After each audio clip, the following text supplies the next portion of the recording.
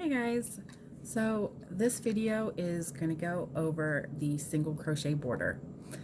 This has possibly had the most questions, and I think the most popular question is why? Why am I going from 36 stitches, in this case with this square, down to 30? Hopefully this video will help clear everything up. So the simple explanation for why is because a lot of the squares have different stitch counts. They're the same size, but they have different counts. And so I put a border on it that is the same for every single square. And so it made all of the squares have the same stitches, same counts along all 4 of their sides. So when I went to join them, everything would match up perfectly. So that's the simple reason. If you have a better way of joining, a better way of evening it out, or if you don't mind figuring out on the fly while you're joining, when you have a square that has, say, 42 stitches and a square that has 36 stitches and you have to connect them, then by all means do it whichever way you are comfortable with. The single crochet border that I put on it, that's just what worked for me. That's what worked in my head. That's what I thought would be easiest, especially since I hate joining.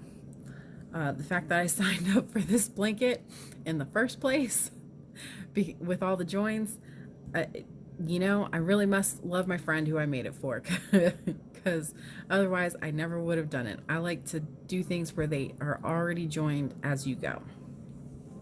So without further ado, let me pull over the sample piece that I was working on in the first video, and we will go over this together. Okay guys, so here we are. We're about to do our turn. So I'm going to chain 1 and turn, because that's what I like to do. And then we're going to do our single crochet in the first stitch. And I'm going to mark it. You don't have to mark it. I suggested in the pattern you mark it, but you do not have to.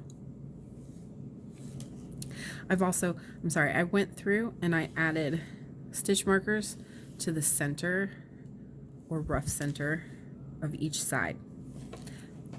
That's just a little handy tip from me to you. You do not have to do that, but it helps me to be more even about my spacing. So we're taking this 36 down to 30 stitches if we count our corner stitches. So I need to skip 3 stitches somewhere in this half and 3 stitches somewhere in that half. So when I say evenly, I don't really count it exact. I just eyeball it, but you can get super scientific and count, and that is great. It'll probably come out better than mine. I just try to eyeball and make it as even as possible. So I'm going to go into this. We're doing 28 stitches between the corners. So we did the first one, and now we're doing 28. So 1, I'm going to skip a stitch, 2, 3, 4, 5, 6, 7, and I'm going to go ahead and skip 8, 9, 10, 11. I'm going to go ahead and skip 12, 13,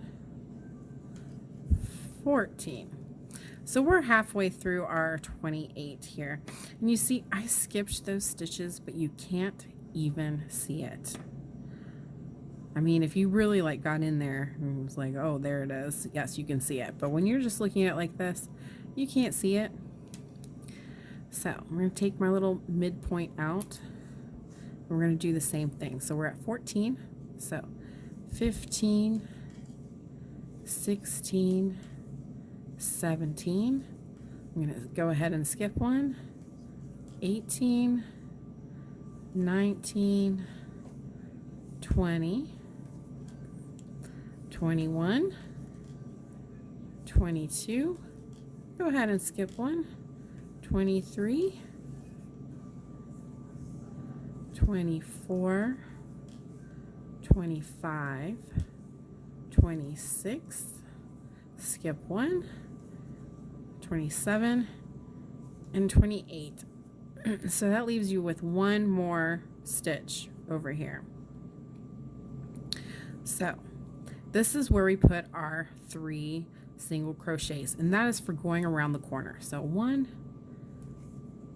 2, 3. And then I'm going to mark that second one we did in that corner because that's our true center, true corner. So go ahead and mark that. Now let's take a look and see what we have. So we have the first of our turning corner. It's actually the last because we'll come back around and we'll put the other 2 in the same stitch, and this will be the last one. So that counts as the first stitch on this row because we're not counting the true corner. So we've got 1, and then we have our 28. And again, do you see where the 6 stitches are missing? Because I don't. Okay. So we've got our 28, and then this is the last one of our side, and that's our true corner. And this one is the first one of our next side. So from this stitch to where our true corner will be, it's 30 stitches. Okay? So let's go on to the next side. So we have our 3 in this side, and I'm going to go here, and we're starting our 28. So 1, 2, 3, 4, 5, 6, and I'm going to skip that, 7,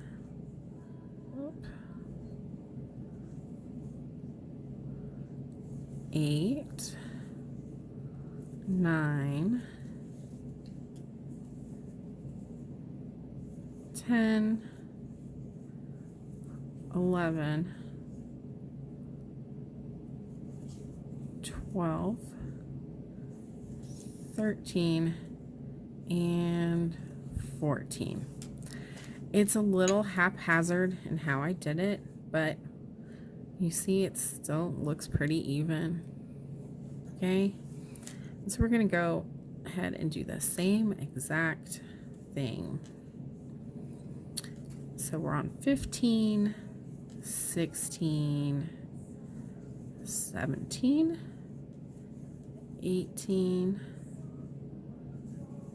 19, 20, 21, 22,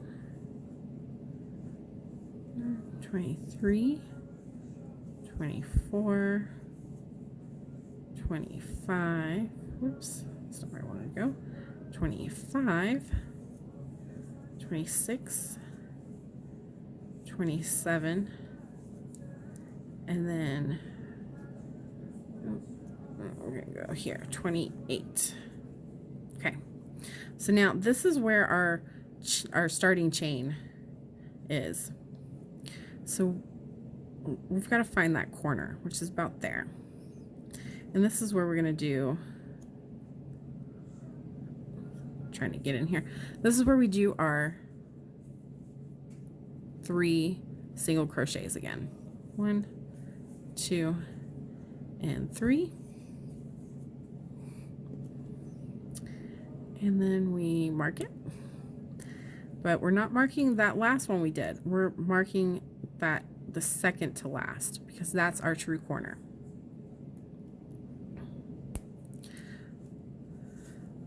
And there you have it. We're done with the second side, and everything looks fairly even. Again, you can get really complex with it. You can figure out exactly where to place every single stitch. If that's how your brain works, then that's totally fine. I just kind of try to get it as even as I possibly can, and it turns out okay. So from here, we've got our true corner. Oops, sorry, get it in the screen. We have our true corner and our next true corner down here. And between them, we have 30 stitches. 1, 2, 3, 4, 5, 6, 7, 8, 9, 10, 11, 12, 13, 14, 15, 16, 17, 18, 19, 20, 21, 22, 23, 24, 25, 26, 27, 28, 29, and 30. Okay? So that's what we want. On all sides, we want a total of 30 single crochets. And so that's 28 in the middle and 3 in your corners to do that, to go around that corner. Okay? So you're just going to keep on doing the same thing along all sides, just as evenly as possible. Get your stitches to the corner, turn that corner, and evenly as possible down that side. Now, I'm going to show you how to finish this off, but I'm going to go ahead and stop it here and get it all the way to the end, and then I'll come back and I'll show you how to finish it, okay? Okay, so we're back, and I've done the 3 in the corner, and then 28 along the sides, and now we're ending with the last 2. So with this, you're gonna go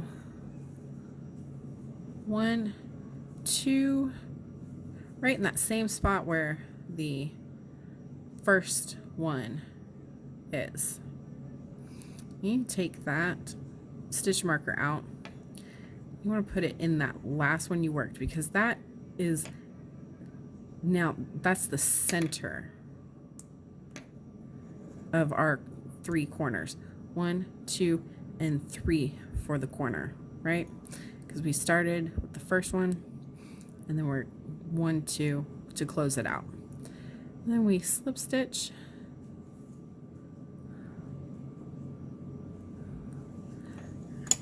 and then we'll just, if I can find my scissors, we'll just snip it.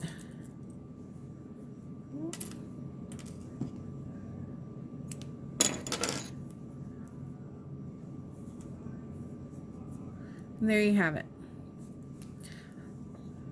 So you have your 3 in the corner, 28 across, 3 in the corner, 28 across, 3 in the corner, 28 across, 3 in the corner, and 28 across. And that's it. That's all there is to this border. I highly recommend burying your ends as you go. There are a lot of squares. I hate burying ends. If you love it, then honey, that's amazing. I wish I were you. I can't stand it. So I just bury them 2 at a time. Each square, just go ahead and bury as I go. But that's all you have left, is to bury that, and then you have a complete square. All right, guys, if you have any questions, just let me know. Tag me so that I can actually see the questions, because sometimes I don't, or I won't see it for, 15, 25 hours, because there are a lot of us, and so there are a lot of posts and a lot of comments. So please just tag me if you have a question for me, and I will get to it as soon as I can. So hopefully this cleared everything up, or at least most of it up for you. But I'm here if it didn't. And if I have to, we'll do the video again and see if we can figure out where I can improve in helping you guys out. So thanks for everything, guys. And I am off to make another video for another square.